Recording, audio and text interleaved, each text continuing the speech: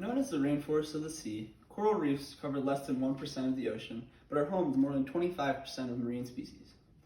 The coral reefs are an important part of our ecosystem and will be gone if we don't take some type of action. Tropical coral reefs are the most diverse marine ecosystem on Earth, giving shelter to thousands of animals.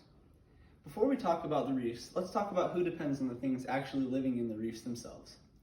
Many millions of people depend on fisheries providing healthy fish, tourism, helping boost the economy around the reef, and coastal protection provided by healthy coral reefs. Fisheries and tourism provide important jobs that directly depend on healthy coral reefs.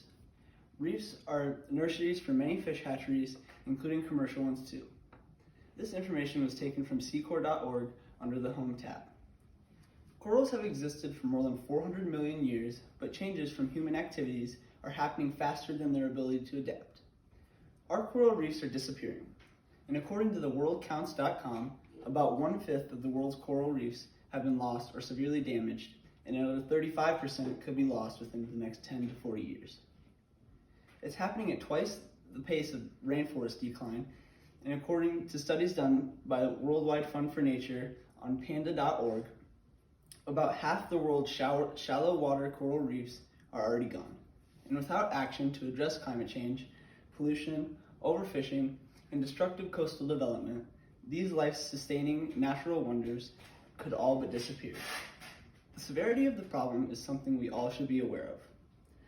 Now let's talk about the causes of our reefs dying. Humans are the main culprit in most of the problems that affect the coral reefs. Reefs are dying at an alarming rate due to pollution, overfishing, and climate change can all be harmful to the reefs. Warmer water temperatures and climate change are two of the main culprits in coral bleaching. When water is too warm, corals release an algae living in their tissue, causing coral to turn completely white. Corals can survive a bleaching event, but they are under more stress and can't get the nutrients as easily from the ocean. Corals cannot survive if the water temperature is too high. Climate change has already led to drastically increased rates of coral bleaching, killing huge areas of reef, and this is going to increase in frequency and severity in the years to come. According to NOAA.org, under Climate Control tab, another reason the reefs are dying and undergoing bleaching is pollution in their habitat. Urban and industrial waste, plastics, sewage, agrochemicals, and oil pollution are poisoning reefs.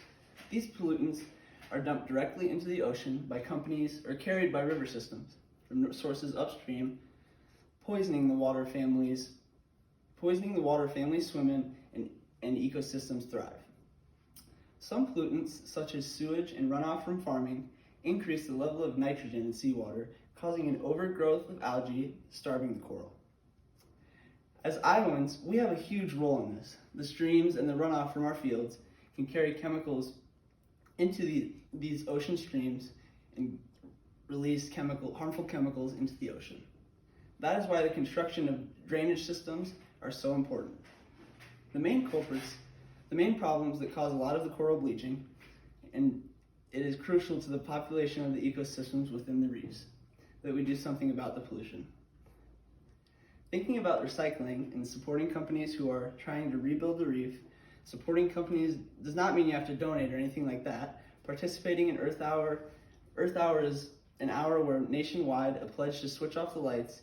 It is more than it seems. It is a symbol of unity and a symbol that we collectively can make an initiative towards bettering our Earth. This information was found on earthhour.org under the About Us tab. Not supporting poor tourism attractions. In places like Florida and around the coastal regions, many tourists and reef guides are allowing the tourists to touch the coral and take some of it home with them. Many of the shops harvest the pieces and sell them as souvenirs. Recycling in the house and in your day-to-day life can be another small thing to do that will help the reef. Following the 3 R's: reduce, reuse, recycle.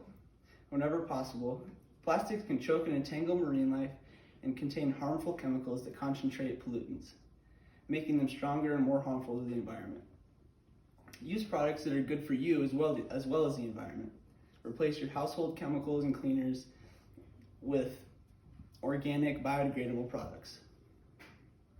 turn food waste into compost, use natural pest deterrents rather than the chemical pesticides in your garden. Now, I would like to talk to you about exactly what we just learned. Today we talked about what the coral reef consists of and what exactly they mean to the economics of the surroundings. We also looked at the problems being faced in the coral reefs and how they are being affected by things such as coral bleaching due to warmer water temperatures and climate change and pollution from not only humans but farm companies and streams as well. Finally, we talked about what we as Iowans can do. We can support companies and organizations that are pushing for stricter protection laws for the reef.